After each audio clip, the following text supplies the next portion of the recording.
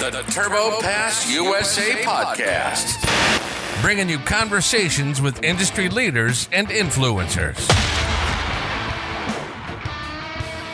Welcome back to another episode of the Turbo Pass USA podcast.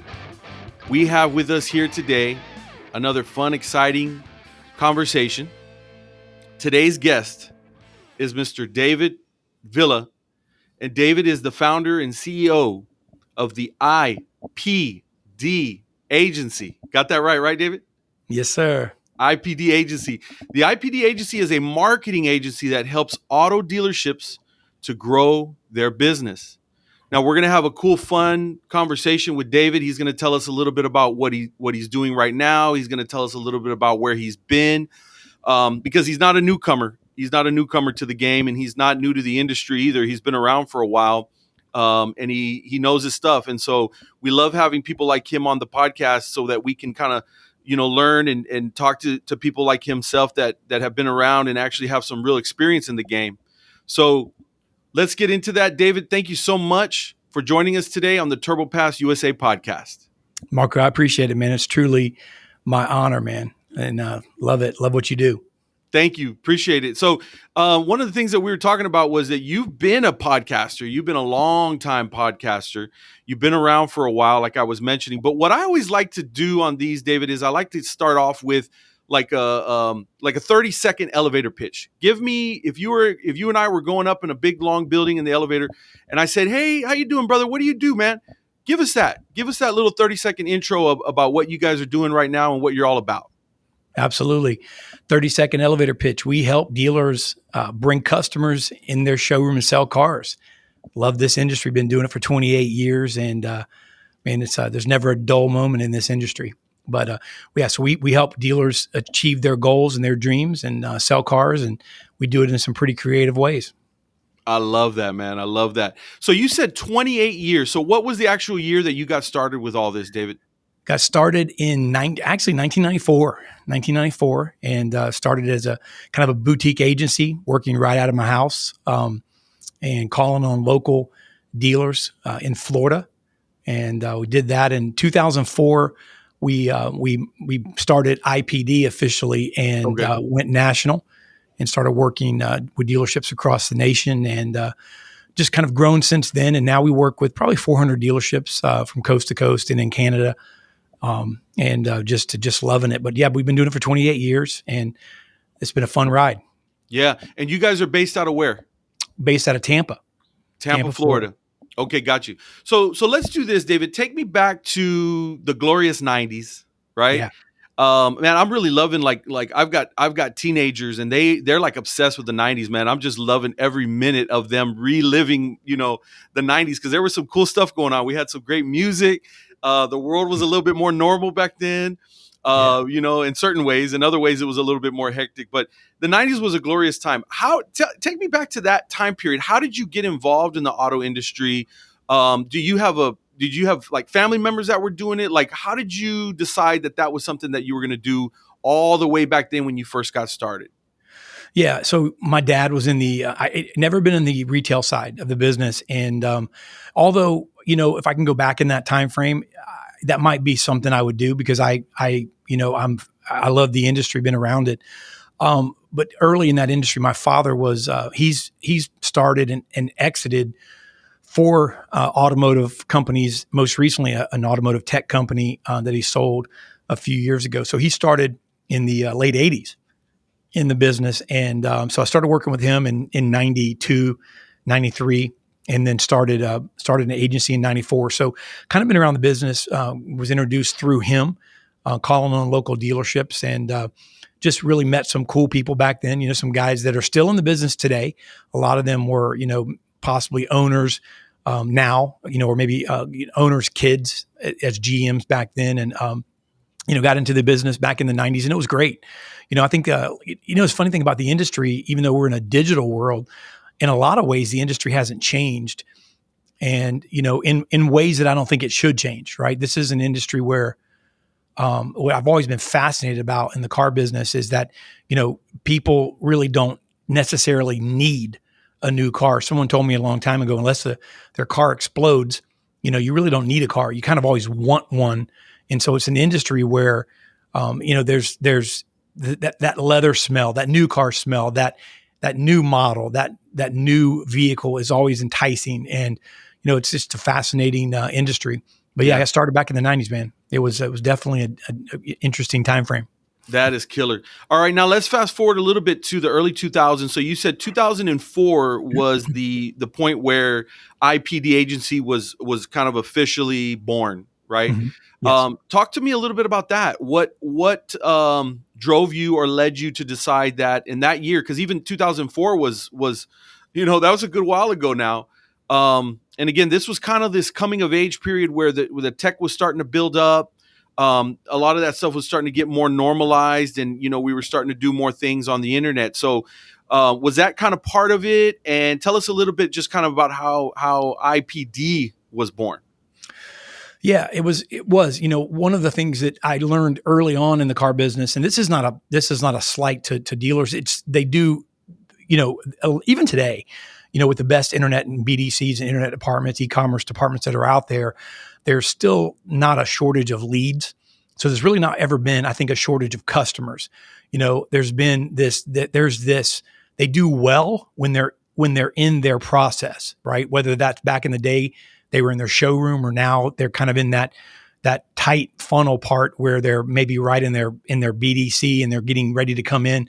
They do well with those customers. And I saw back in that time frame where, there was a need for dealers or somebody to do work, for work that the dealerships either didn't really know how to do, weren't equipped to do, or didn't do well. And because I saw tremendous car people back then that if you got the customer to the showroom, they knew what to do with them. And so early on, we started a BDC, for instance, in 2006. That's way before. There's a song that says, "I was country when country wasn't cool." Well, we had a BDC when BDC wasn't cool. And we did it we didn't call it a BDC at first. We did it out of a need for, with programs, dealers telling us, well, yeah, we had some folks come in, but I don't know how many cars we sold, or, so we kind of saw the need where, hey, look, let us control this narrative because we know these customers are responding. So, so we kind of went that direction early on, and then, through some older technology like IVR and different things like that were out, through automated phone systems and things, we used those that were prevalent in other industries. We brought them into the auto industry and into our marketing, and, just really use that to bring that customer into us representing the dealership, and then kind of brought them into the store. So early on, we mixed our marketing with a BDC and kind of did the work for the dealer. And we still do that today. It's a huge part. And of course, we've added a lot of layers since then, but, and we disbanded our outside team, in 2008. We were going face to face, and, we realized that this is an industry where people buy things from people sometimes they've never met. And so, we work with dealers that are less than a mile away from us, and in some cases have never been in their showroom. And so, we started going national and really kind of putting together. So yeah, in 2008, we disbanded our outside team. We were calling on dealers locally, and we realized that that we do business even today with dealers that are less than a mile away from our office and have yet, in some cases, have not even visited their showroom. So back in that time frame, we realized, going national was really where we were headed, and started, cold calling. I was, something interesting in other industries there. I saw success, and I've always been in sales and done a lot of sales training, realized there was a lot of success in inside sales. So we took that method and we literally cold call dealers even to this day. And I think that that's something that a lot of people don't do in the auto industry. I know there's a lot that do, but we took that method, and I think we pretty much perfected that. So we went that direction and started building our team nationally from 2004 on. Got you. So let's get into that a little bit further. can you describe maybe some of the key marketing services that you guys are providing for dealerships? Get into some of the little nitty-gritty details and maybe some projects or examples of what you guys are up to. Yeah. So we started in 2004, we started as a direct mail company. That was what we started doing back in that day. And, we were a dime a dozen in some ways because there was a lot of competition out there. And that was the days where every dealer, did direct mail. And we've evolved over, somewhere around 2010, 11, 12, in that time frame, we started, adding elements of digital components to our product. And today, so fast forward today, and we have a main program we call hybrid that has an element of basically a lot of traditional and digital mixed. So we're helping dealers on, of course, Facebook, Instagram. We do a lot of TikTok events. We've jumped out ahead in the last year and a half in that space. We do a lot of digital retargeting, and of course, again, it's all anchored by, I think, one element that that still to this day is our claim to fame, and that's the BDC that does all the heavy lifting for the dealership, and then of course we have a virtual business development center as well that we offer, to a select group of dealer clients. And we're in a 13,000 square foot office here, and everybody's housed in here in this office. So there's no remote work. So Nice. We're still old school when it comes to that, but we find that it keeps our clients happy. Yeah, absolutely, man. That's really impressive. I really like that a lot. Now, one of the things, David, that I know about you, we've been friends on Facebook for a while, and you used to do a lot of Facebook Lives, and I would see you kind of going around and hanging out with your sales team, and the guys were there, and they're dialing for dollars and signing people up and doing all kinds of cool stuff. But one thing that you've always been very upfront about is you really integrate your faith into your business. You don't shy away from that. You don't try to hide that. Have you always been that way, David? Is that something that's always been important to you? And then transition that over to how you're able to do that. How are you able to mix business with faith like that as a key component of what you guys are doing over there? Yeah. So number one, let me just kind of touch on something you said in the beginning of the question. We still do that with regards to. I'm still out there with the sales team. We don't do it on Facebook Live anymore, but we do showcase it a lot. We'll post it on Instagram and in stories and things like that. But mainly, that I love that. So I'm the CEO here, but I'm a sales guy. I'm a marketing guy. And that's my deal. I don't sit in my office. I'm out in the sales room. But so number one, that still goes on, and I just believe in that energy, bringing that. My team is real big on that, and I think it helps them. I'll get involved in calls every day. I take TOs, every day. At the end of we TO 100% of our deals. Matter of fact, it's a policy we have. But with regards to faith, I've been in ministry.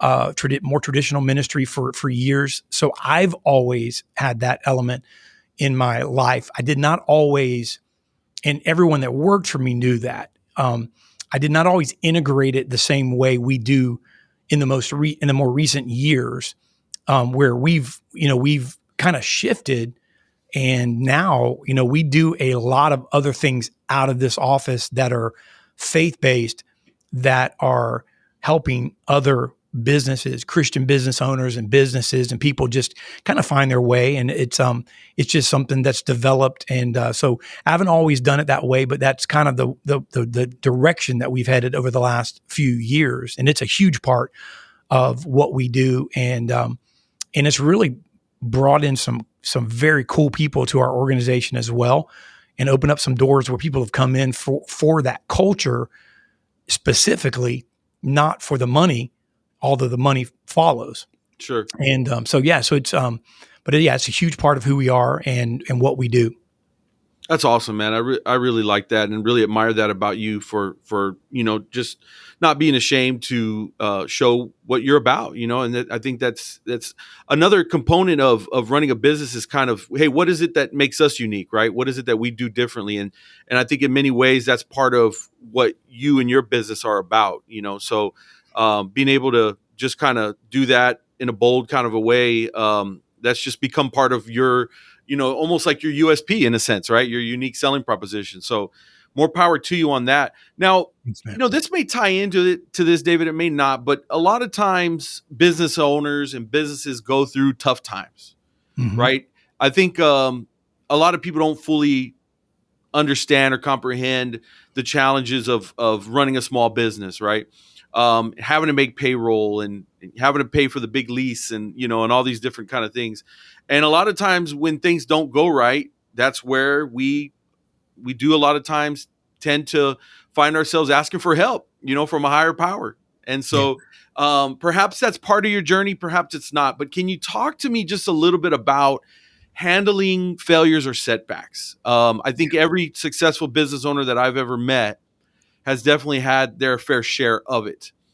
Is there anything that you can kind of share in regards to anything like that you've gone through and kind of how you've been able to overcome that? Yeah, absolutely. Great question.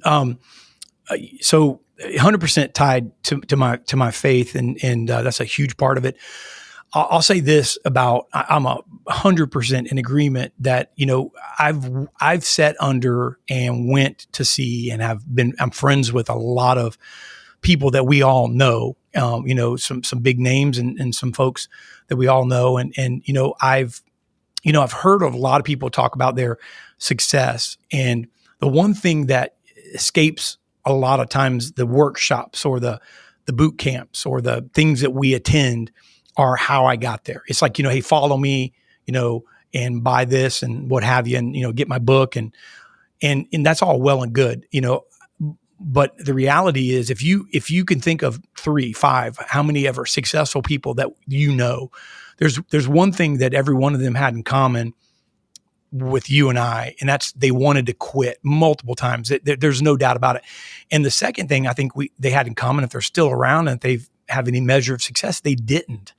So there's I think that, and therein lies, if you can get that out of them, that's the value. That's the secret, because perseverance is really where it's at. And I'll just give you one quick example. Over the last 3 years, it's been it's been a wild ride. Anybody that says it hasn't been would be lying.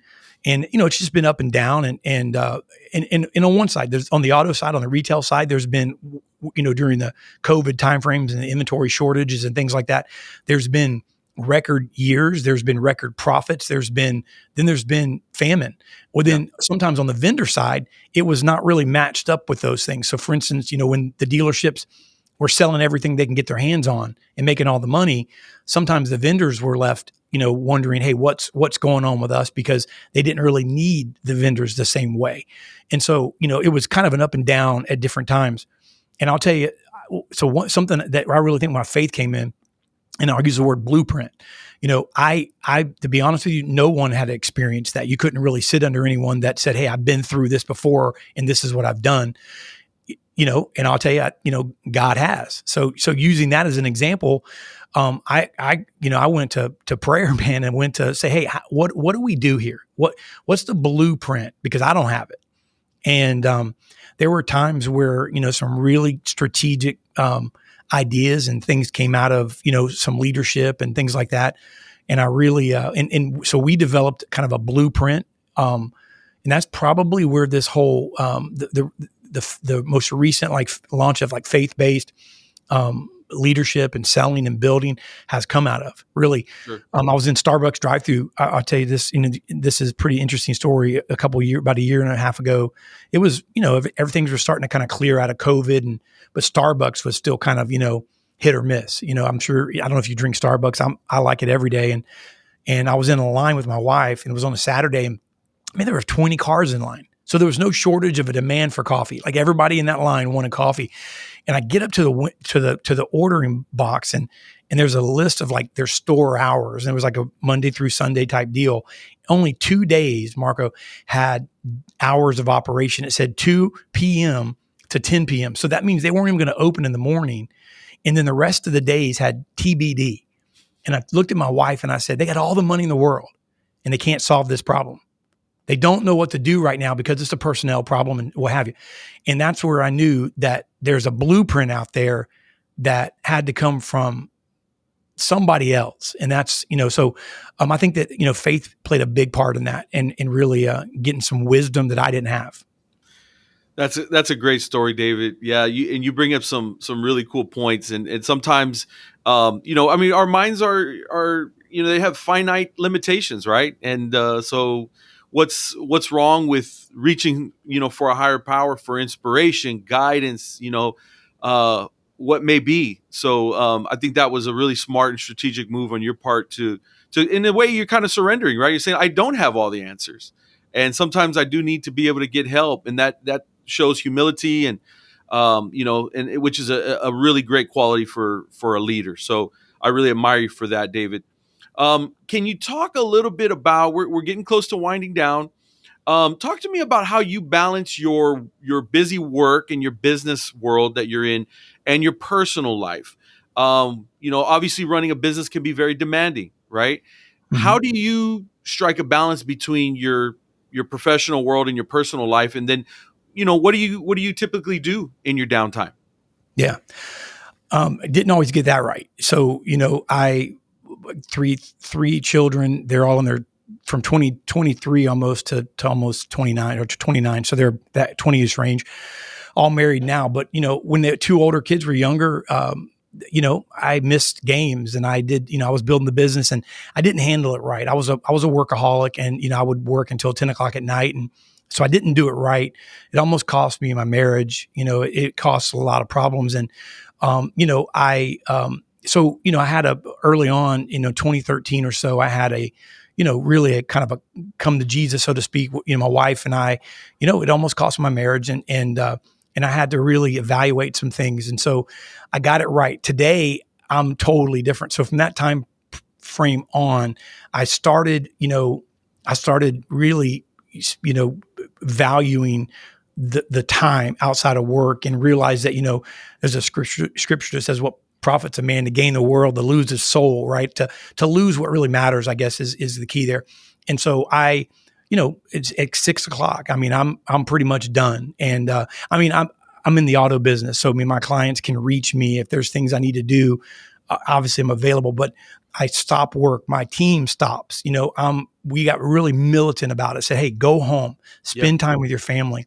We have the ability for them to earn 4-day work weeks, hitting certain marks and have Friday, Saturday, and Sunday off. They already have Saturday and Sunday off. And, so those types of things just really became important to me. I watched, and here's the craziest thing about it. I thought it would hurt me. It actually excelled our business.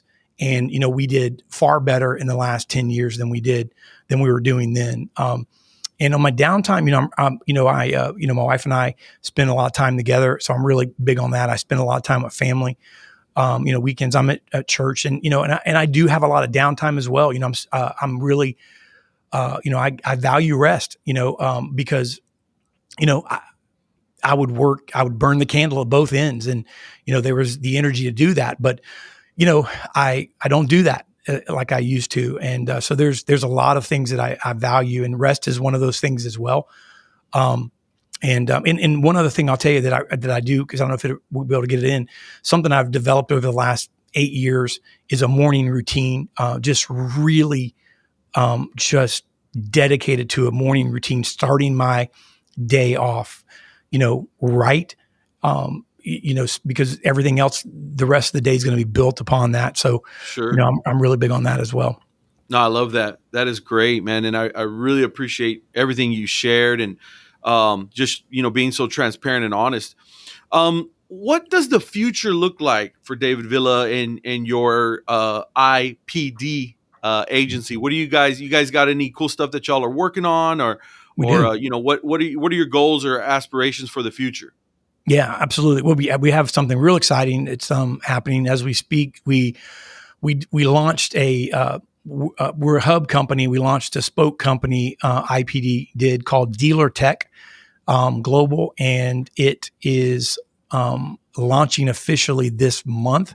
So we've been developing a SaaS product, and we are taking it to market, and we're going to be talking about it here within the next 15 to 30 days, and brought in an ex-dealer to partner with us, and some ex-car guys are coming in. So we've been working on this for January was January 1st we started it, so the product's ready. But yeah, it's going to be some really big things, and our goal is to to put 1,000 rooftops on the product, God willing, within the next couple of years. And but that's coming around the bend here as we speak.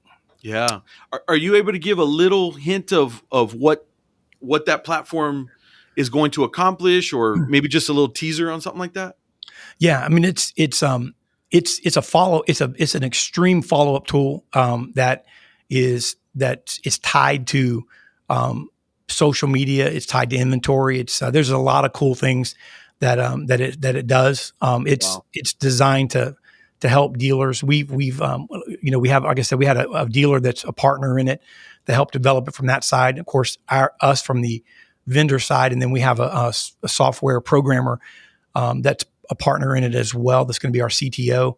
So we built it with the right players intact, and so it's very cool. It does a lot of cool stuff, but it's going to help dealers sell cars and retain business, and a lot of AI attached to it as well, and so some really sophisticated stuff that's part of it. So I'm excited about it. Sounds very exciting, my friend. Is there kind of a sweet spot, David, that your agency looks for with auto dealers? Is there a revenue kind of sweet spot, or are you pretty much just kind of open to talking to any auto dealership? Who do you guys try to kind of hone in on for the proper prospect? Yeah, so we do work with all size dealerships. I mean, we work with some of the largest dealers, in respected makes across the country. We have the hybrid programs are claim to fame, so to speak. It's our big program that primarily is going to be, in bigger dealerships, maybe the 200 cars up, 150 car up dealerships, and then we have different packages, with social media and even with smart mail and things like that we do. But we work with dealerships, ranging from 30, 40 cars a month on up to, 1,000 plus cars a month. And so we really don't have a sweet spot. We do work. I would say our sweet spot, if there is one with IPD, is just the dealer that's looking to take market share in that plus up conquest business, going after that business, which is really every dealer. But we typically work with dealers that are a little more aggressive, a little more. I hate to say it this way, but probably there's 16,000, I think 700 plus dealers in the U.S. franchise dealerships, maybe 3,000, let's call them car guys. Hey, to use that term, car guys out there. We work with a lot of car guys still, and with our specific programs. Yeah, got it. Okay, very, very good stuff. If someone's listening or watching this podcast, David, and they want to learn more about you, they want to talk to you guys or your team about potentially working with you, what's the best way to reach you? They can reach out directly to me if they're watching this, and you can just email me at david@ipdagency.com, and I'll address them directly, and that way it's just an easy way if they want to email me, and then we can connect and talk further. Sure. Yeah. And maybe they can mention that they saw or heard you on the Turbo Pass podcast, and I'm sure you'll take extra good care of them. Absolutely. That's fantastic. I'm going to make sure we add that as well to the show notes too, David. So that'll be in there. We're going to send this out all over the place. So hopefully it'll get picked up by someone that's, potentially interested. But either way, we really appreciate your time today. Lots of great information, really cool story that you have. And thank you so very much, David, for your time and joining us today on the Turbo Pass podcast. Hey, it's been my pleasure, Marco. Thank you for having me. All right, brother. Have a good one. You too. And that does it, guys, for another episode of the Turbo Pass USA podcast. We will catch you here next time. Thank you for listening to the Turbo Pass USA podcast. To learn more about the resources mentioned on today's show or to listen to past episodes, please visit turbopassusa.com/podcast.